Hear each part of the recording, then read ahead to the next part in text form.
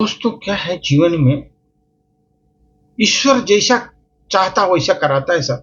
हम तो कर्म मात्र हैं, कर्म करता है खाली। भगवान हमको उस तरह की बुद्धि देता है, उस तरह का हमको साहस देता है, सपोर्ट हमको देता है आगे बढ़ने के लिए। लेकिन हम अपने कमियों को ध्यान नहीं देते, कमियों को रखते हैं। इसलिए जब ऊपर वाला रुष्ट है तो आप क्या कर सकते हैं? आप तो अपनी कमियां सुधार ही नहीं रहे हैं।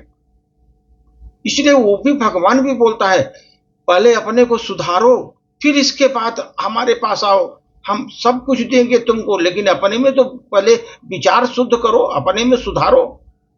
तो एक आदमी सर अब एक ऐसे भगवान से प्रार्थना कर रहा था, उसकी बता रहा हूं सर। उसने बोला हे भगवान मेरे 3 अपराध को क्षमा कर दो। भगवान से बोला 3 अपराध को क्षमा कर दो तुम मुझे। मैं ये जानता हूं कि तुम सर्वव्यापी हो। भगवान को मैं जानता हूं, ये सर्वव्यापी हैं, कण कण में हैं, हर जगह भगवान है। लेकिन मैं काशी, मथुरा, अयोध्या, केदारनाथ आदि में खोजता फिरता रहता हूं। बड़े बड़े मंदिरों में जाकर के खोजता हूं भगवान को। हमको मालूम है भगवान सर्वव्यापी है, हर जगह कण कण में है, फिर भी हम इतने बड़े बड़े जगह जा करके भगवान को खोजता हूं। इसलिए दोस्त उस समय भगवान ने भी बोला था, एक भक्त ने बोला कि मैं खोजता तुझे था कुंज और वन में। तो भगवान उसको बोले अरे तो मैं तो तुझे खोजता तुझे था दीनों के वतन में। दीनों के वतन में तुमको खोजता था, तुम हमको कहां खोज रहे होते?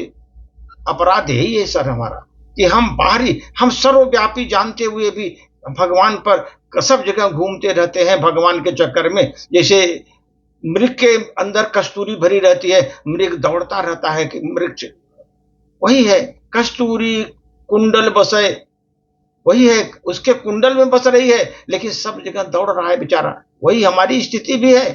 भगवान सर्वव्यापी है, हमारे सामने हैं, कण कण में व्याप्त हैं, फिर भी हम भगवान को सब जगह दुनिया में ढूंढ रहे हैं।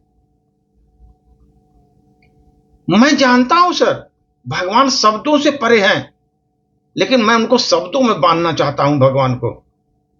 सब मेरे शब्द क्या बांध सकते हैं भगवान को? एक नाम देता हूं, वो भगवान का एक ही नाम देता हूं, ये भगवान है, ये भगवान है।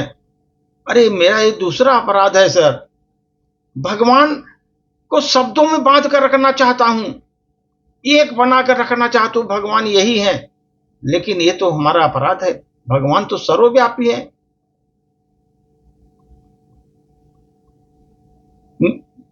भगवान तो सर्वज्ञाता है, हर हमारे एक एक पल की खबर लेते हैं, सर्वज्ञाता है भगवान।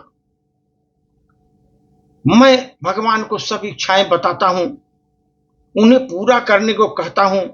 भगवान मेरी इच्छा ये है, मेरी इच्छा है ये है, उन्हें पूरा करने के लिए भगवान से कहता हूं भगवान मेरी इच्छा ये है, पूरा कर दीजिए।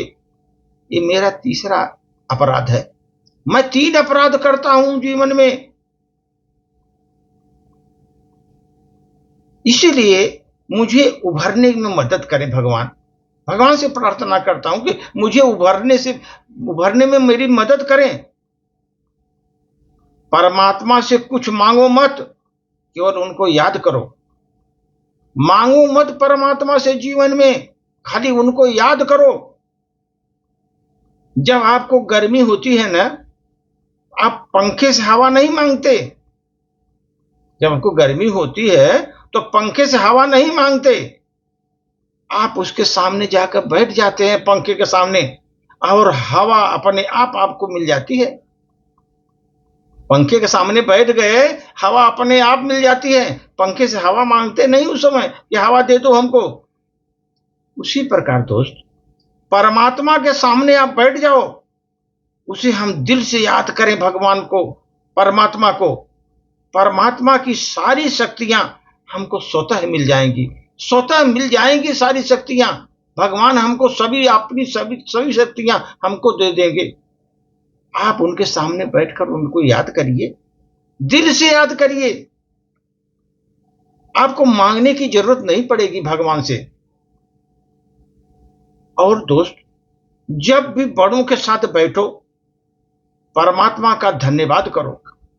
बड़े लोगों के साथ बहुत बड़ा अनुभव होता है, वहां वो अनुभव, उनमें अनुभवशीलता भरी होती है, बहुत कुछ ज्ञान देते हैं। लेकिन हम लोग बड़े लोगों के साथ नहीं बैठकर अपने को बड़ा समझते हैं। यही तो हमारी भूल है। बड़ों लोगों का अनुभव, आप उनके साथ बैठ करके उनको अनुभव का फायदा ले लो आप। बहुत से लोग दुनिया में हैं, उस पल के लिए वो तरस रहे हैं। कोई अनुभवशील आदमी उनको है ही नहीं है कि उनको गाइड करे कि नहीं ऐसे करो वैसे करो। इसलिए जितने भी बड़े लोग हैं, बड़े माने श्रेष्ठ जन, पैसे में बड़े नहीं, धन में वाले नहीं, श्रेष्ठ जन जिन्होंने अपना सत्य और मेहनत के बल पर आगे बढ़े, वो बड़े लोग हैं। उनको आप धन्यवाद दो। जब भी आप काम पर जाते हो, परमात्मा का धन्यवाद दे दो। क्योंकि बहुत से लोग बेरोजगार हैं सर, काम ही नहीं है। लेकिन आप काम पर जा रहे हो तो भगवान का ध्यान दो, भगवान को स्मरण करके बाहर निकलो। हे भगवान, हमको को तो आपने बहुत कुछ दिया है, बहुत लोग तो बहुत पीछे हैं। अगर आप स्वस्थ हैं, बिना किसी रोग के स्वस्थ हैं, उस परमात्मा को धन्यवाद दे दो। क्योंकि बीमार किसी भी कीमत पर स्वास्थ्य खरीदने की इच्छा रखते हैं। जो बीमार है ना, सोचते हैं ना स्वास्थ्य खरीद लेंगे। खरीदने के क्या, स्वास्थ्य, बीमार है तो स्वास्थ्य कैसे खरीद सकते हैं? लेकिन उससे होता नहीं। परमात्मा के साथ बैठिए, परमात्मा को धन्यवाद दीजिए कि हमको उन्होंने जिंदा रखा इतना साल तक, अच्छे से रखा है।